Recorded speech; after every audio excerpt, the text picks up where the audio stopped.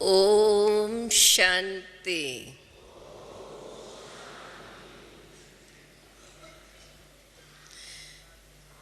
इस बेहद के हॉल में बैठो तो सबसे पहले खुशी की बात कौन सी याद आएंगी? हाँ, सामने से देखो तो बेहद का बाप और बेहद बाप का, बेहद के बाप का ये बेहद का परिवार। इतना बड़ा बेहद का परिवार किसको होता है? चाहे कितने भी, कहाँ, कैसे भी मौके पर कितने भी लोग इकट्ठे हो जाए, फिर भी ऐसा स्नेही परिवार, सदा बाप की याद में रहने वाला परिवार, और उसके साथ बड़े ते बड़ी बात कि बेहद का बाप जिसको सारी दुनिया याद करे, ऐसे बाप के हम बच्चे। और ये हमारा बेहद का परिवार देख देख दिल खुश हो जाता है। और आप सोचो, जब दिल के अंदर खुशी है, और खुशी इस बात की है, कौन सी बात? आज की मुरली याद है? क्या क्या यादें होनी चाहिए? बाबा ने याद के लिए क्या क्या बातें फिर से याद कराई है। अगर वे बातें सदा हमारे बुद्धि में चलती रहे, बाप को याद करना मुश्किल नहीं।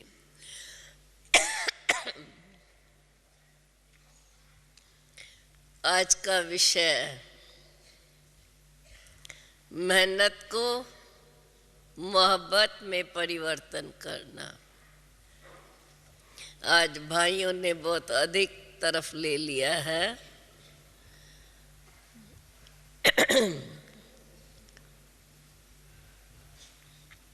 इधर भी जगह पड़ी है।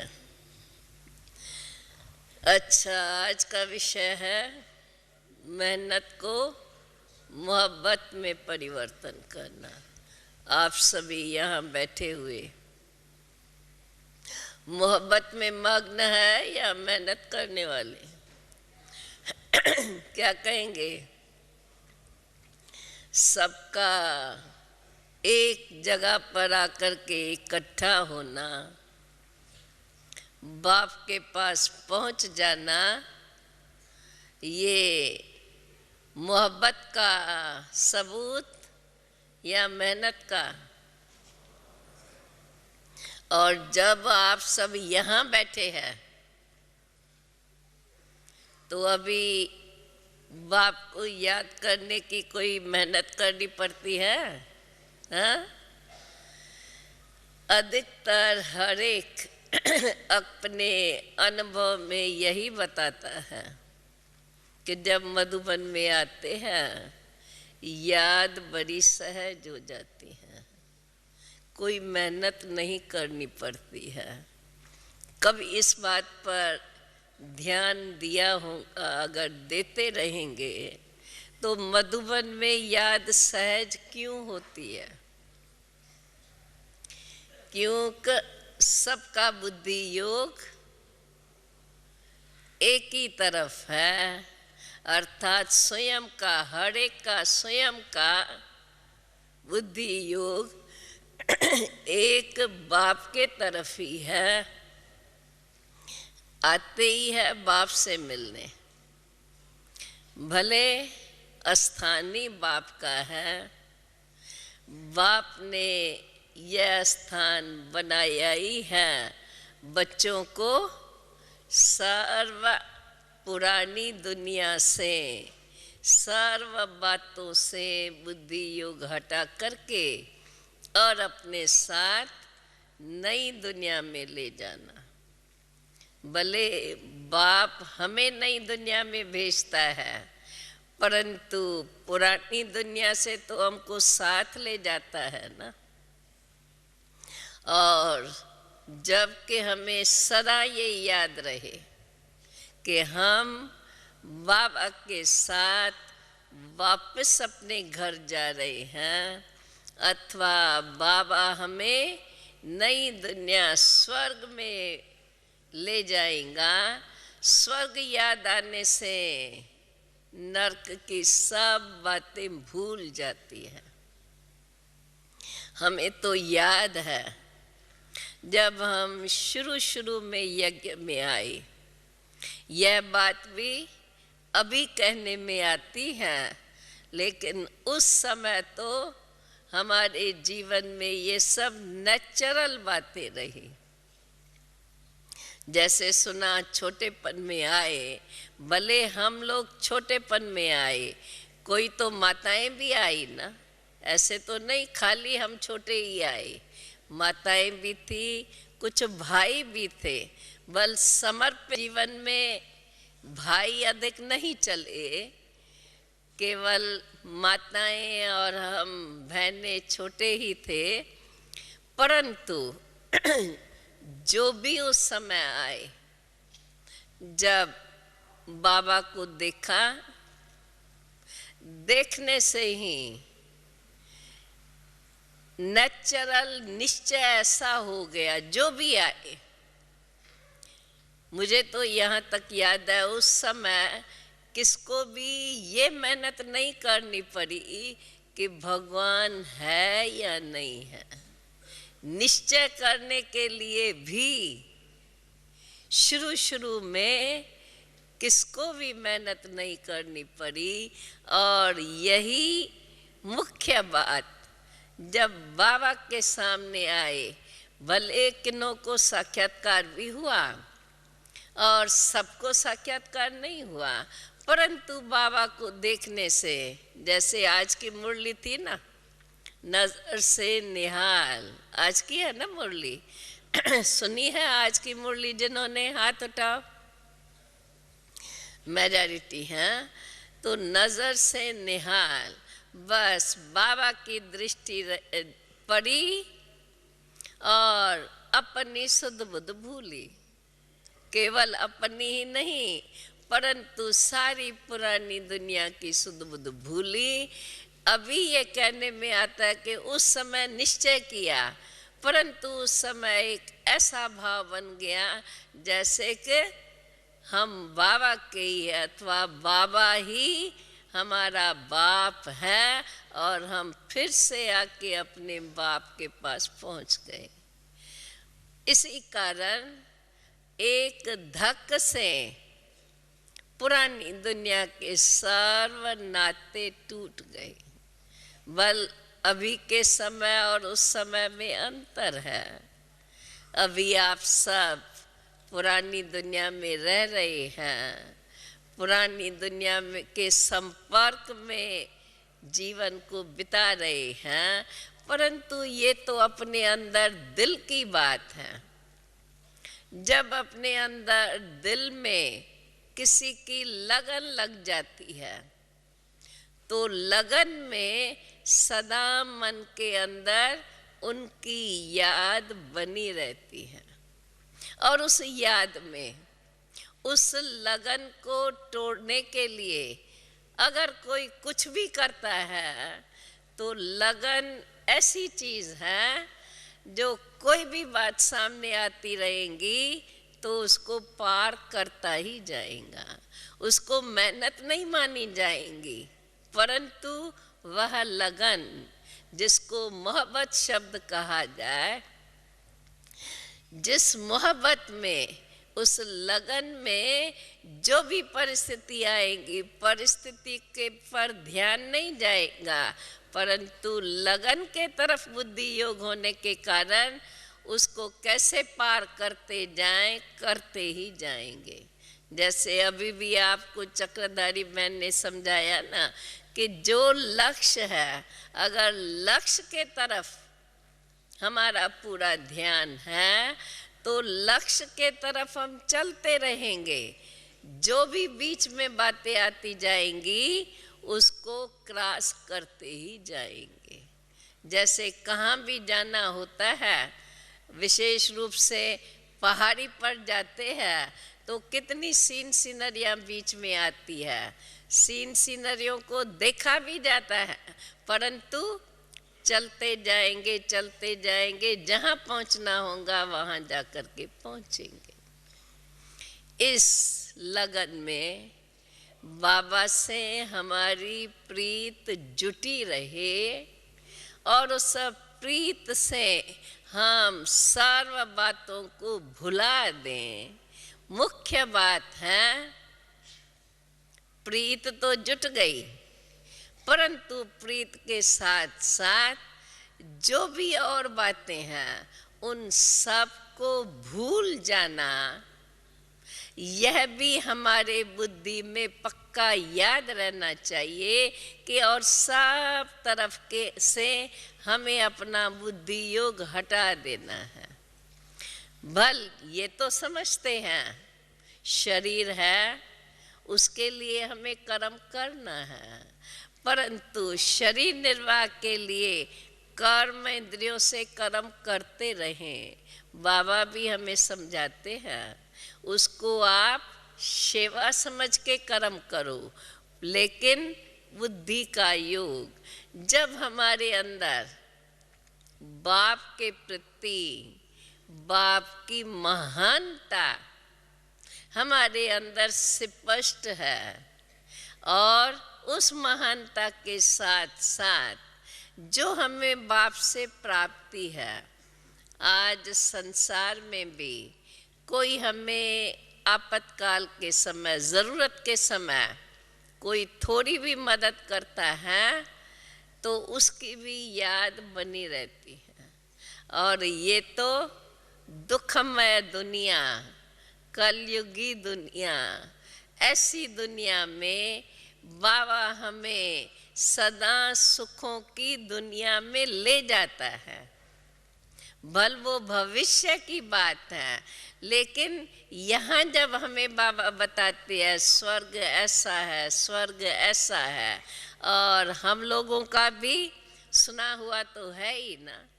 चलो भारत में रहने वाले भारतवासी भक्ति मार्ग के अनुसार भी अपने पूज्य देवताओं को मानते हैं।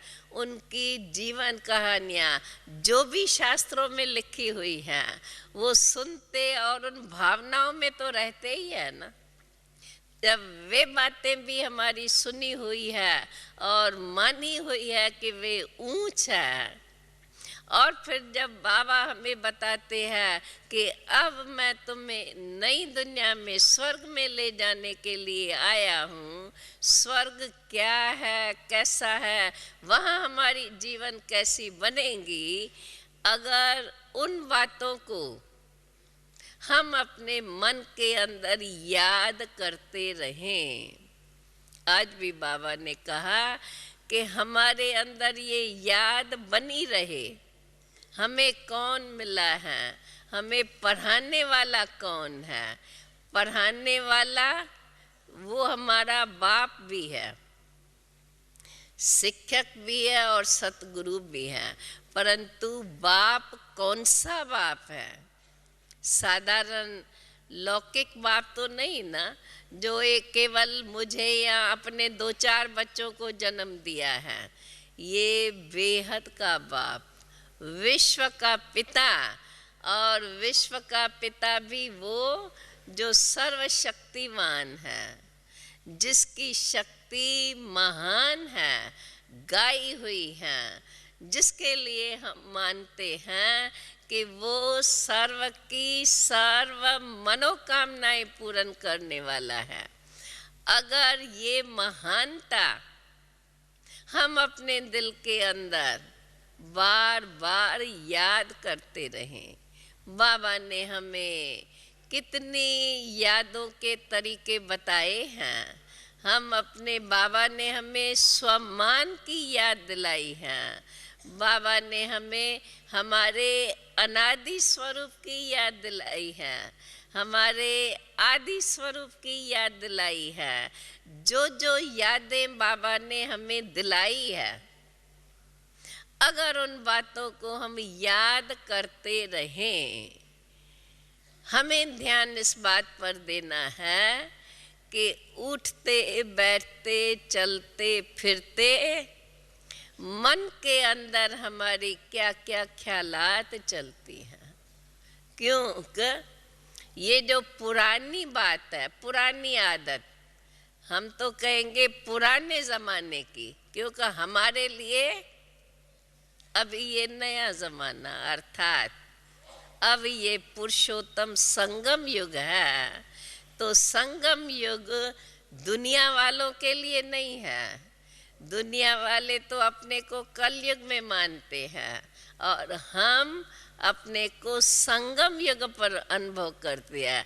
तो संगम की महानता, संगम वो समय है जबकि सर्वशक्तिवान बाप आकर के इस सारी विश्व को परिवर्तन करते हैं और उस सब विश्व परिवर्तन के कार्य के लिए बाबा हम बच्चों को पहले तैयार करते हैं।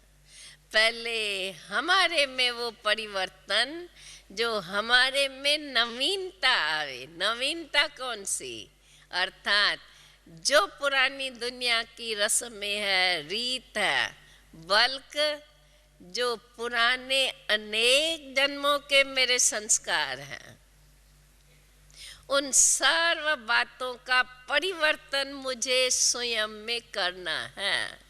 और इनके परिवर्तन की बड़ी सहज एक विधि है।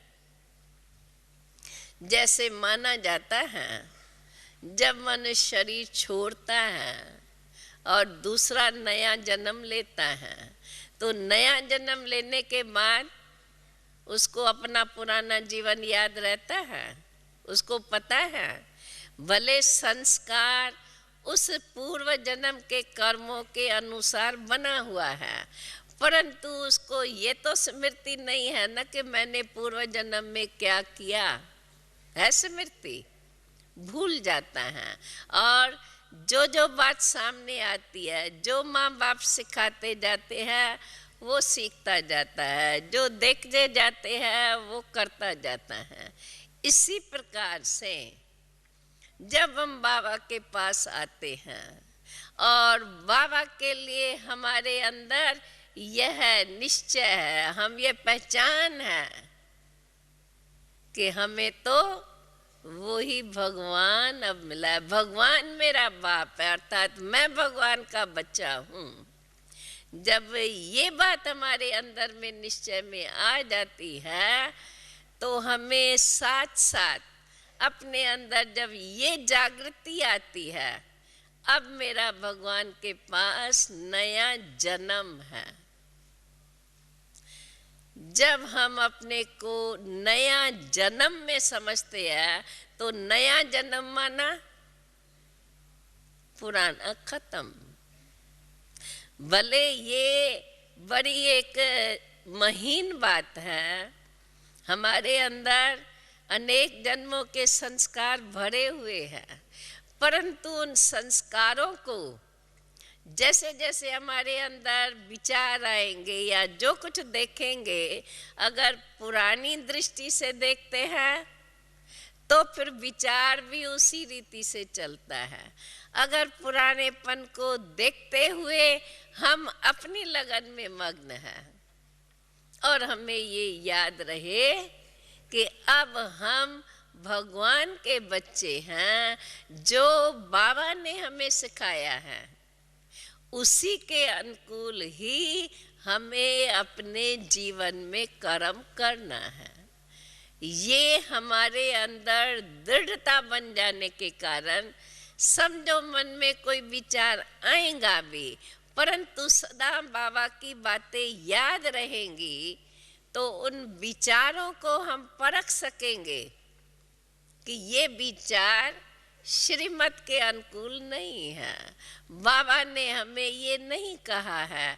ये समझ आने से बाबा ने क्या कहा है, मुझे क्या करना है, कैसे करना है, वो हमें याद रहने से हम अपने को परिवर्तन सहज करते जाएंगे। और जितना जितना हम स्वयं में परिवर्तन करेंगे उतना ही फिर हमारे कर्मों में परिवर्तन आता है तो हमारे संस्कार ऑटोमेटिकली परिवर्तित होते ही जाएंगे और पुराने जो भी संस्कार बने हुए हैं वो अंदर ही अंदर परिवर्तन हो जाएंगे। जैसे बाबा कहते हैं, बच्चे मैं तुम्हें केवल एक ही बात कहता हूँ। कितनी सहज बात, सुनने में कितनी सहज लगती है, परंतु उस समय भगवानों वाच्य के समय जैसे बाबा कहते हैं, मैं तुम्हें कितनी सहज बात, सिर्फ एक बात कहता हूँ, और अगर उस समय सूक्ष्म में हमारे अंदर ये संकल्प उठता है, बाबा तो कहता है बड़ा सहज है, परंतु हमारे लिए तो बड़ा मुश्किल है, क्योंकि हम तो दुनिया में रहते हैं। ये संकल्प क्या हुआ? अल्टरनेट। वो संकल्प ही हमारे ऊपर सवार हो जाता है और फिर हमें मेहनत करनी पड़ती है, क्योंकि भगवानों वाचा सुनते हुए सुनते सुनते हमने अपना संकल्प, और वो भी विपरीत संकल्प, इतना हमें अपने को रियलाइज करना चाहिए कि हमें जब हम भगवान के महावाक्य सुनते हैं उस समय हमारे अंदर किस भी प्रकार का कोई और संकल्प नहीं चलना चाहिए। जो जो बात हम सुनते जाएं उसको और अच्छी रीत से, उसको और हम स्वीकार करते हुए समझते जाएं। बाबा कहते हैं इतना सहज है तो उसको सहज बनाया जाए। उस समय हम ये संकल्प न करें, हमारे लिए तो बड़ा मुश्किल है। भले हमें पता है कि हमको मेहनत करनी पड़ती है, परंतु बाबा के महावाक्यों को जितना हम स्वीकार करते जाएंगे, स्वीकार करने से हमारी बुद्धि शुद्ध बनती जाएंगी। ये बड़ी सूक्ष्म बात है, क्योंकि मन और बुद्धि उसका काम बड़ा सूक्ष्म है।